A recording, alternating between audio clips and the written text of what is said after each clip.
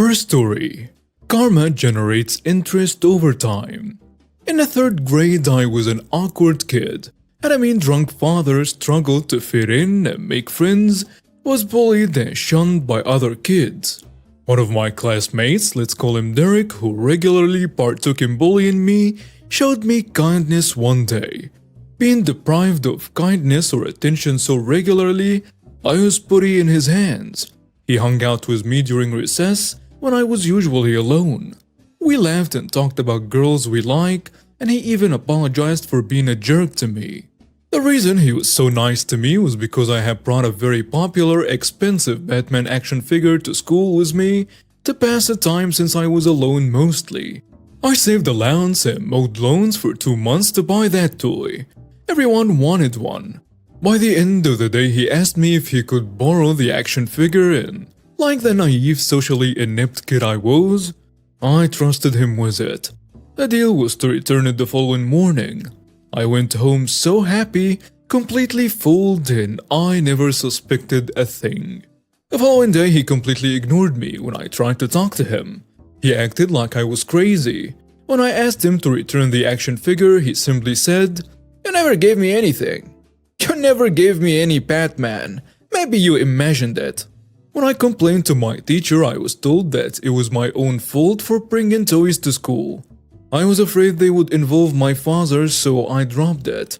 I couldn't let my teacher know, or I would be called a coward or be punished for the next 2 weeks.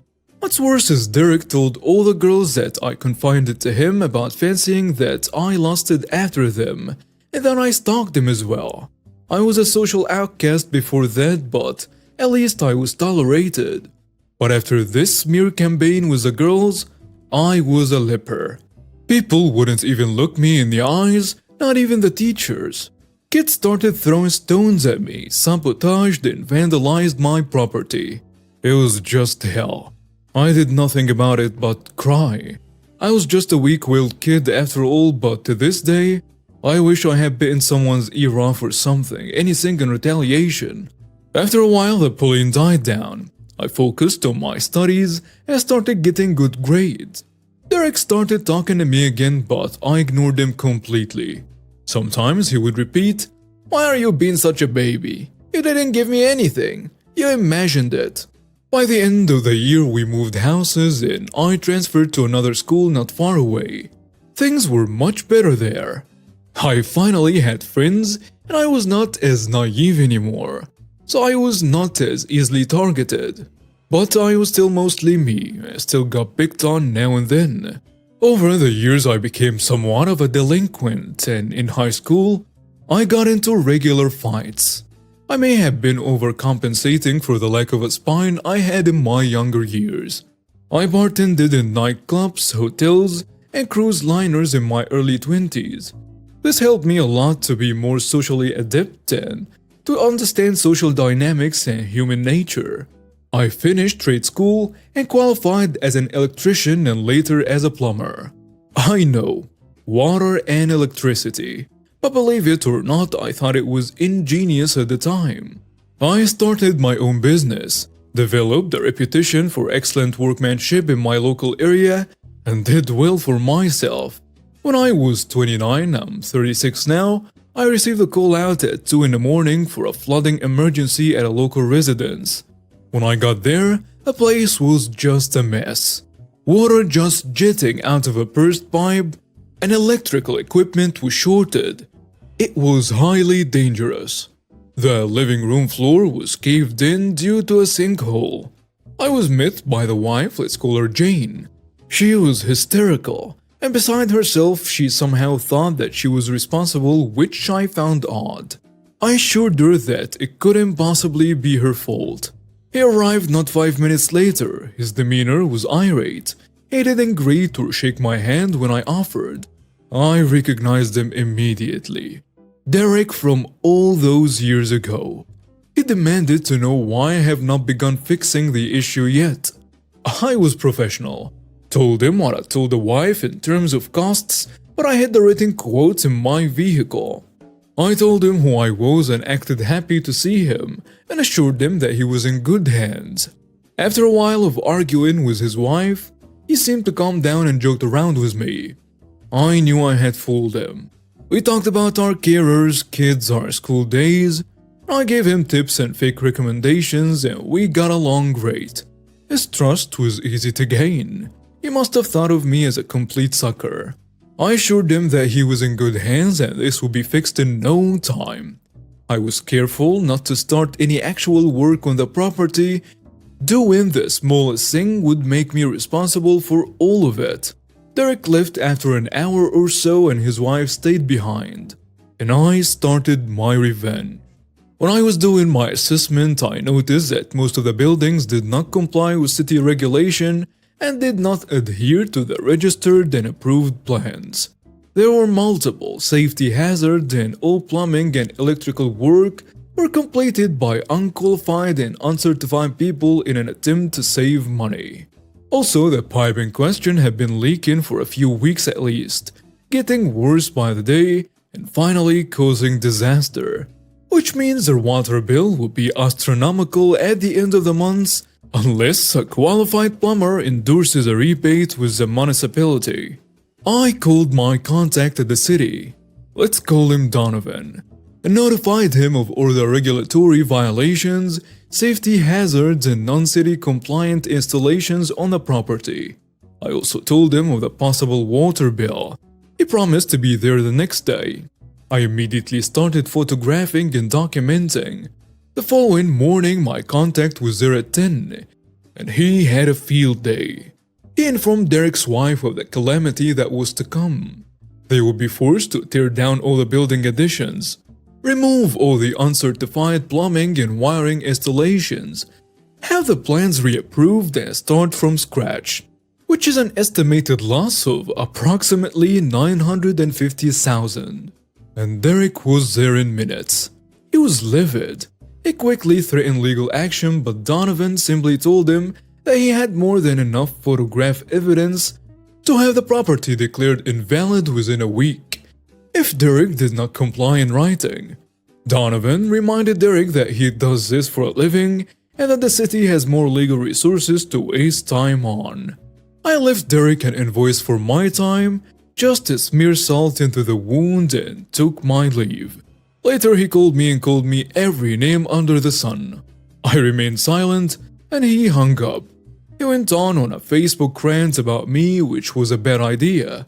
All of the community stood up for me and he started the storytelling competition where all kinds of people revealed stories of unsavory things Derek did to them in the past. Apparently Derek has always been a jerk. He never changed. One day he called me and asked me to meet. He sounded defeated and depressed, so I decided to meet and see what's up. I met him at a local busy convenience store. I know better than to take Derek the Weasel at face value, so I noticed quickly when he laid his phone screen down on the table. I knew he may be recording the conversation. He apologized for his behavior, which surprised me, and told me that this whole dilemma has all but bankrupted him. He told me he took out a loan for the building additions and cut corners to save money. That everyone does it.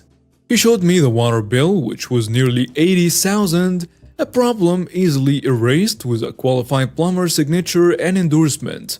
And I refused. And he got irate again. Then he asked me, "Why did you do this to me? I know I was a jerk to you when we were kids, but I don't deserve to have my and my wife's lives ruined because of mistakes I made when I was a kid. What kind of person are you? You told me I was in good hands. I trusted you. You assured me you would help me. Then you stabbed me in the back? You quoted me only a few hundred and told me not to worry." I replied, "I said no such thing." "Stop lying. You told me that it would cost me a few hundred, maybe less. I heard you say it. You promised to help me. Gave me recommendations. Why are you doing this to me?" "Derek, you must have imagined it." I looked him in the eye and he knew exactly why I said that. The same thing he told me almost 20 years ago.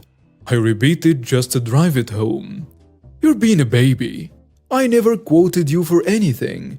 You must have imagined it." He knew I was destroying him financially because of a Batman action figure he stole from me 20 years ago.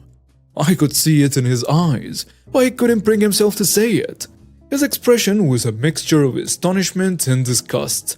I looked him dead in the eyes for a few seconds for effect, then got up and left. I slept like a baby that night and had a goofy smile all week after. He tried calling a few times but sent him a text stating that further harassment will be met with legal action. Screw you, Derek. Next story. I don't like liars. This happened 5+ years ago and is still one of my proudest moments. I was dating this guy then, going through a custody battle with his ex-girlfriend over their toddler. We worked at the same bar with this girl named Billie Jean. Billie Jean was an old friend of Dan and had worked with him before. She also had previously worked with the mother of Dan's child, Rachel, and everyone was seemingly friends and remaining civil. Or so I thought. Billie Jean had secretly taken sides and wrote a terrible affidavit lying about Dan. Dan somehow got a copy of it. I don't remember how the court process went. As I was reading it, I kept getting more and more irate. I hate liars. The one thing I really feel that crosses a boundary is using a child for leverage to hurt the other parent. Billie Jean was knowingly lying under oath and siding with Rachel to prevent Dan from parenting his kid. And he was by no means a bad dad. Well, Billie Jean had enemies. Enemies that I worked with and had easy access to contact. These enemies had sold Billie Jean a car that she wasn't paying for them. I didn't necessarily like the people who owned the car, but the enemy of my enemy is my friend. I called him up and told him I came in peace. I asked if they had Billie Jean's address to get back their car, and they did not. I passed on Billie Jean's information and waited for her to call me. Now I was one of two people who could have ratted out the location of the car. But when Billie Jean called me to tell me that her car got repoed, she said she had no idea who could have done it. It would have either been me or her ex Robbie. I tell her casually I don't think it was Robbie. And I swear up and down she responded with, "Well, who would have done it then?" I held back laughter and finished the conversation with half genuine, "Oh, I don't know. That's so weird." And I kept going with these type of comments until she hung up. And Dan was next to me in the car snickering. Dan one shared custody of his child and Billie Jean lost her bar job because she didn't have transportation to work an hour away. To this day, I wonder if she ever pieced together that it was me. I just don't like liars.